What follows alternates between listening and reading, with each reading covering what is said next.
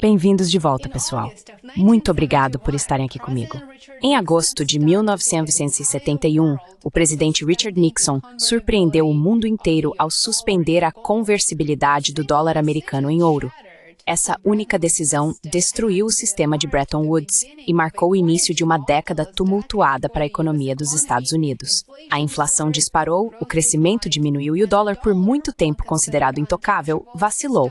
Agora, mais de 50 anos depois, a ordem econômica global está passando novamente por enormes, alguns até dizem tectônicas, transformações. Desta vez não é o ouro que está em jogo, mas sim a própria ideia do dólar como moeda de reserva mundial.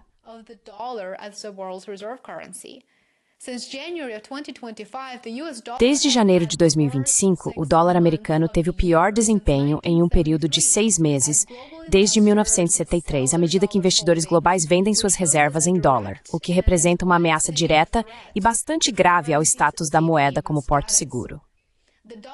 O índice do dólar, que mede a força da moeda em relação a uma cesta de outras 6 moedas, incluindo a libra, o euro e o iene, caiu 10,8% no primeiro semestre de 2025. Mas até onde o dólar pode realmente cair? Para essa pergunta, precisamos voltar várias décadas no tempo. Em 1944, em uma reunião em Bretton Woods, New Hampshire, as potências aliadas concordaram em reconstruir a economia do pós-Segunda Guerra Mundial em torno do dólar americano. O dólar, por sua vez, foi atrelado ao ouro ao 35 por onça.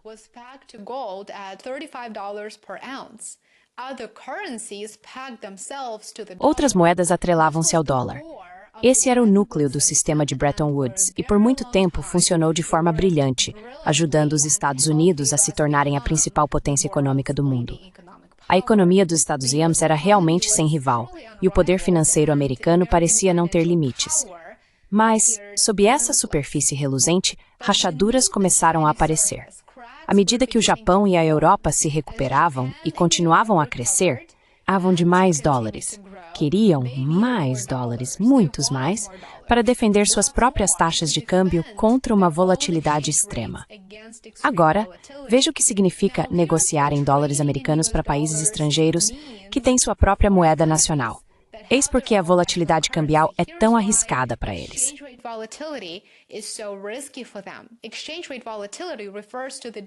A volatilidade da taxa de câmbio refere-se ao grau e à frequência das flutuações no valor de uma moeda em relação à outra. Ela indica o risco associado a mudanças imprevisíveis nas taxas de câmbio e pode impactar significativamente o comércio internacional, o investimento estrangeiro e até mesmo a política monetária. Alta volatilidade significa que o valor de uma moeda pode mudar rapidamente e de forma bastante significativa, tornando muito difícil para países e empresas preverem custos ou lucros futuros. Portanto, não é difícil entender por que nações estrangeiras precisam se proteger contra a volatilidade cambial. Para satisfazer o aumento da demanda por dólares americanos, o governo dos Estados Unidos começou a operar com déficits e injetar dívida no sistema. Mas havia um problema.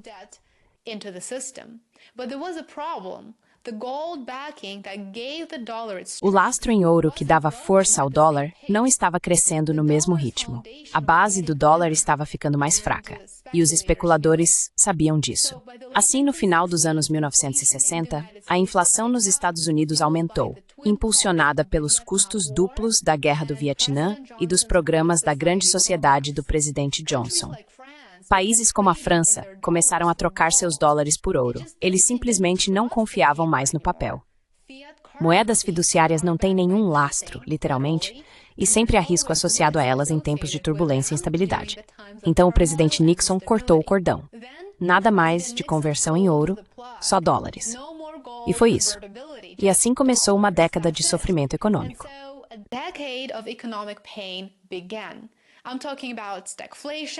Estou falando sobre estagflação, aumento vertiginoso das taxas de juros e um dólar discretamente enfraquecido em espiral descendente.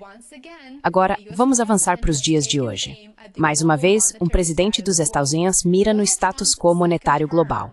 O segundo mandato de Donald Trump está se desenhando como um barril de pólvora econômico, com ecos inquietantes da era Nixon. O primeiro mandato de Trump já colocou à prova a liderança financeira global dos Estados Unidos. As guerras comerciais, especialmente com a China, corroeram a confiança na previsibilidade da política americana. É ruim quando a instabilidade se prolonga. Tarifas prejudicaram cadeias de suprimentos, enfraqueceram alianças globais e o capital começou a buscar refúgios mais seguros.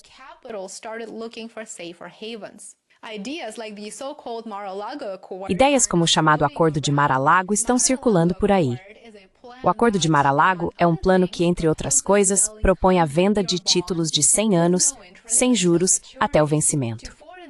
Para governos estrangeiros, isso cheira suspeitosamente a calote, especialmente em um cenário de inflação crescente e aumento da dívida. E a dívida é uma parte crucial dessa história. A dívida nacional dos Estados Unidos agora supera 120% do seu PIB, algo comparável apenas a índices de tempos de guerra. As taxas de juros de longo prazo estão subindo, e com déficits projetados para permanecer acima de 7% do PIB por anos, mesmo sem uma recessão, a matemática começa a parecer insustentável. Simplificando, os Estados Unidos podem não conseguir crescer o suficiente para sair dessa situação.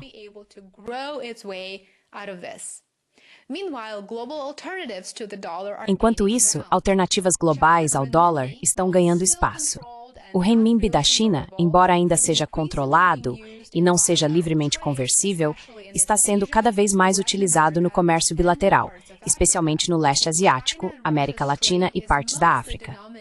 O comércio entre China e Rússia é majoritariamente denominado em renminbi.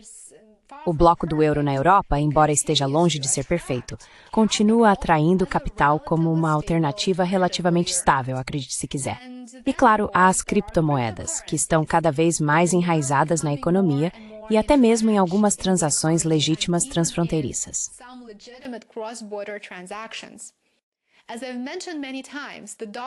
Como mencionei muitas vezes, a dominância do dólar não vai desaparecer da noite para o dia. Isso não vai acontecer, mas ela está começando a declinar. E se os países acelerarem a diversificação das reservas dos bancos centrais, afastando-se dos títulos do Tesouro dos Estados, as consequências serão graves, sem dúvida. Menor demanda por títulos do Tesouro significa taxas de juros mais altas. Taxas mais altas significam um serviço da dívida mais caro. E isso, por sua vez, aumenta os déficits, alimentando um ciclo vicioso. No final dos 1950, o economista de Yale, Robert Triffin, alertou que o papel global do dólar exigia que os Estados Unidos mantivessem déficits comerciais e fiscais para fornecer liquidez ao mundo.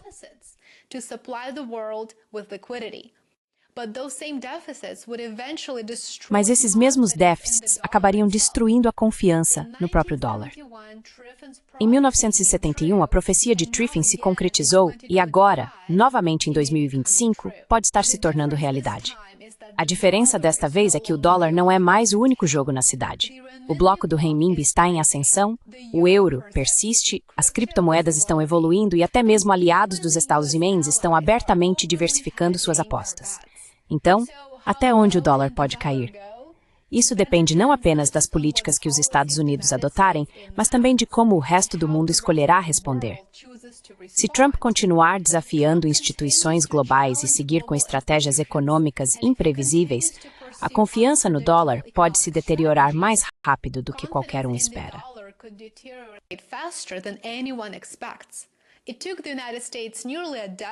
Os Estados Unidos levaram quase uma década para se recuperar do choque causado por Nixon no sistema, e se a história se repetir, ou pior, se rimar, o caminho à frente pode ser ainda mais longo e certamente mais doloroso. O mundo mudou, mas as consequências da arrogância monetária continuam as mesmas. O dólar ainda é a moeda mais poderosa do mundo, por enquanto, mas a mudança no equilíbrio global indica que isso pode não durar muito. Mostre seu apoio se você gostou do vídeo ou se aprendeu algo com ele. Lembre-se de se inscrever e compartilhar. Apoie meu trabalho no Substack e no Patreon. Isso significa muito para mim. E nos vemos aqui de novo amanhã. Aproveite o resto do seu dia.